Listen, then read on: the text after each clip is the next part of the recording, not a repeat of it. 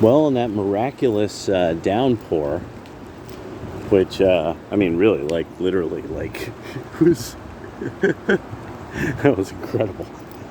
It's been a stretch of 90 something degree days here for, I believe, close to a month, like almost 3 weeks straight, something like that. It's been pretty hardcore.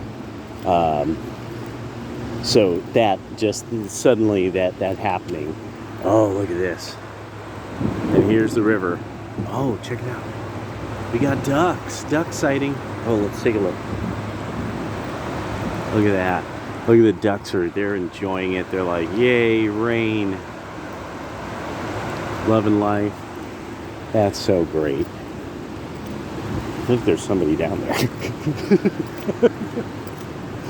think there's somebody cold chilling down there. I don't even know. Like, out of the corner of my eye, I'm like, something's moving.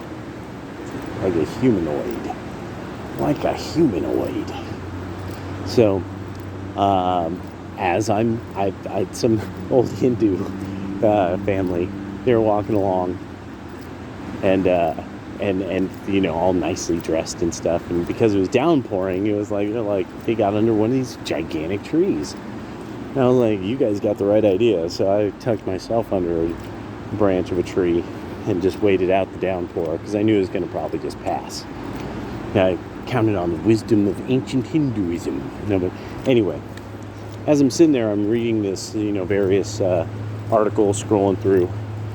But one I missed was apparently something that this was what was asked of Lutnick, and then a response from Mike Howell.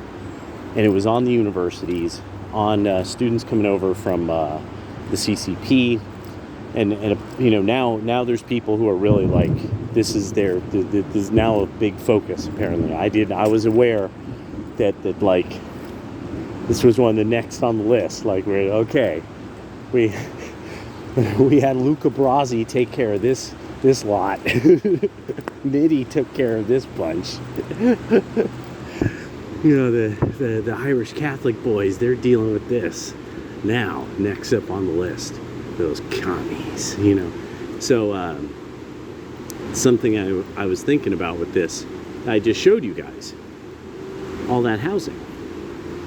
Okay, a lot of the very first buildings of those, here's the river. It was beautiful.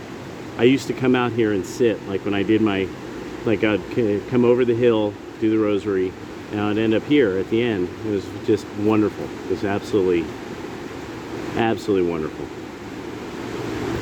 And especially in like the fall when it's really cold, people they don't come out here. So, whoa, that was lightning. I saw that way over there. Yeah, can't even hear the thunder now. Wonder if this just happened. This might have just happened. Be pretty damn impressed. No, I didn't just. No, something happened there. Some of it's cut up, but that happened a while ago. Well, okay, so good. It's about 5-6 miles out. It's over Springfield. It's all good. Heading to the store with the purple Red Bull. And for no other reason than going out there. It's been many years since I've just ventured on foot out there. It's not that really far away. It is totally a natural place to kind of take a walk. Didn't before, because this would have had endless amounts of homeless, which I believe are over there now. And it was all fucked up and shady. So, all those new houses that you see, all those big buildings, yeah, that's because the Chinese could afford it. It was the Chinese and the athletes. So really, this whole idea of, you know, the bottom schools, they would go out of business, top schools, yada, yada, yada. It's like, okay, well, in Oregon, you don't need to graduate being able to read and do math at an adult level. These people might be all at the same school. So then there's the thing of, when you're in Oregon, you meet endless numbers of people that are forever paying back their student loans because of like how notorious it is for graduating people in soft subjects, and so one would, okay, if I was a Democratic partisan, I would love having Chinese students here. I would love it, because it's outside money coming into the area, keeping it afloat. That's when that idea of it's keeping the bottom schools afloat. No, it's keeping the real estate in college cities afloat. The cities would collapse if a lot of those schools stopped taking Chinese students. And they don't know what to do about this. There's so many levels of problems with it.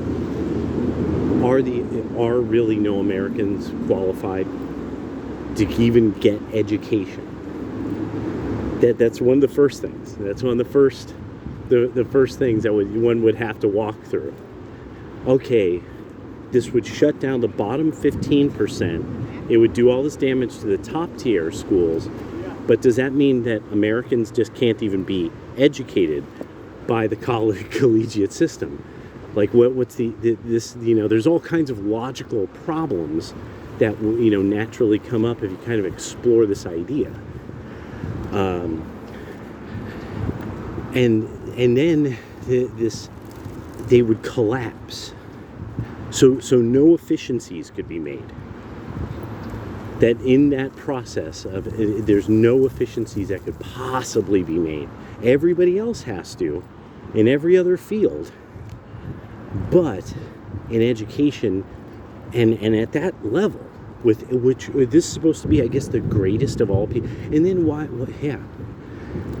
would we be educating their greatest if they're such an amazing people with so much genius? How don't they have schools for their own students?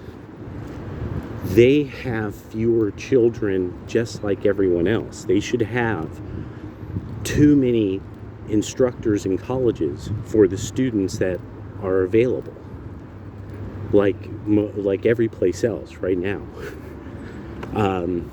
No, it's what I just showed you, and you run into this now and then. That you'll run into the people who they'll like get a professorship at the school, but they're the ones, they're the real estate investors at some point, because usually they're linked to the Communist Party. That's what the whole deal is. All right, later.